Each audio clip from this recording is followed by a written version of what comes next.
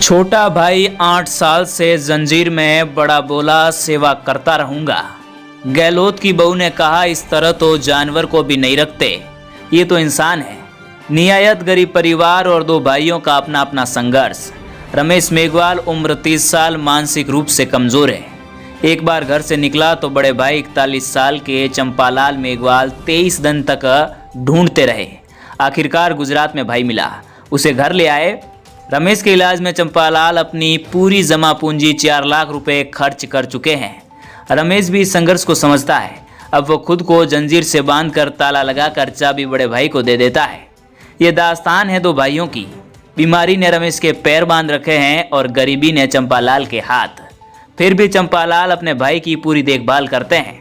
रमेश की कहानी तब दुनिया के सामने आई जब चुनाव प्रचार के दौरान पूर्व सीएम अशोक गहलोत की बहू हिमांशी इनके घर के आंगन में दाखिल हुई।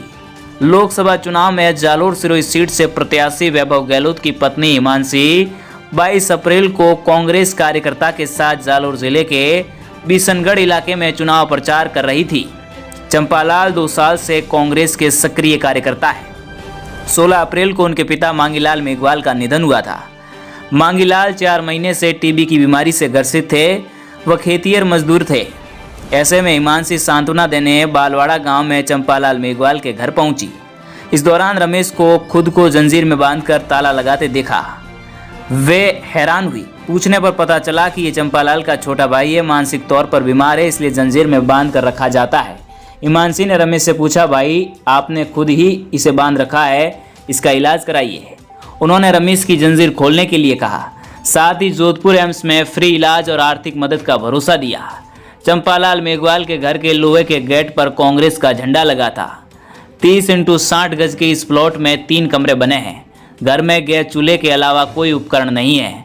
रखेत पशु या वाहन भी नहीं है।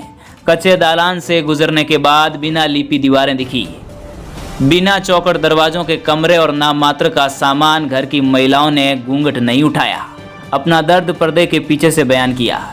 चंपालाल हिंदी नहीं बोल सकते, उन्होंने वागड़ी भाषा में ही बात की।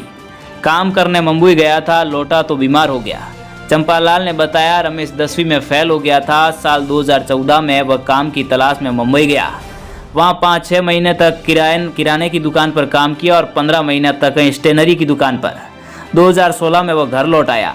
उस दौरान उसका सिर दुखने लगा और अक्सर बीमार रहने लगा। इस साल वह गंभीर रूप से बीमार पड़ा और पागलपन के दौरे पड़ने लगे।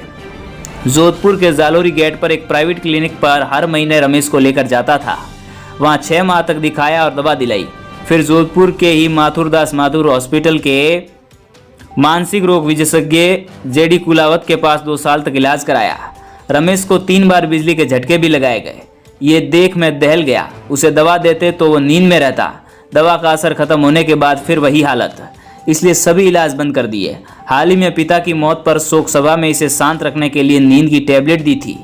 2 साल पहले घर से चला गया था। चंपालाल ने बताया, जुलाई-अगस्त 2022 की बात है। गांव में भजन संध्या थी। पूरा परिवार वहां पर चला गया था और घर में रमेश और पिता मांगीलाल थे। रमेश देर रात चुपचाप घर से निकल गया। इसके बाद उसे काफ़ी तलाशा, वह कहीं नहीं मिला। जालोर कोतवाली में गुमशुदगी दर्ज कराई। सोशल मीडिया पर फोटो को शेयर किए। दूर के एक रिश्तेदार ने बताया कि रमेश सूरत गुजरात में बांडोली गांव में है। लापता होने के 23 दिन बाद वह मिला। मैं उसे वहां से लेकर आया, बेटे की तरह पाला है। संवाददाता ने पूछा, इतना खर्च करने के बाद भी रमेश ठीक नहीं हुआ? उसका भरोसा नहीं कि खुला रह जाएगा तो कहीं चला जाएगा, फिर उसे किसी संस्था को क्यों नहीं सौंप देते? इस पर चंपालाल ने कहा, बचपन से अब तक रमेश को बेटे की तरह पाला है। मुझसे जितना होगा उसकी सेवा करूंगा, उसका इलाज कराऊंगा, लेकिन किसी संस्था को नहीं दूंगा। क्या वहाँ उसकी ऐसी देखभाल हो सकती है जो हम कर सकते हैं? यहाँ वो जैसा भी है हमारी नज़रों के सामने रहता है। अब उसके इलाज की उम्मीद भी बंदी है। रमेश को चंपालाल नहलाते हैं और साफ सफाई करते हैं, भोजन और पानी देते हैं। भाई के कमरे के पास ही अपना बिस्तर लगा रखा है, उस पर नज़र बनाए रखते हैं, उसकी ज़रूरतों को समझते हैं। परिवार के 6 सदस्यों की जिम्मेदारी। चंपालाल ने बताया कि परिवार में 6 सदस्य हैं। मैं मिस्त्री का काम करता हूं, कमाने वाला अकेला सदस्य हूं।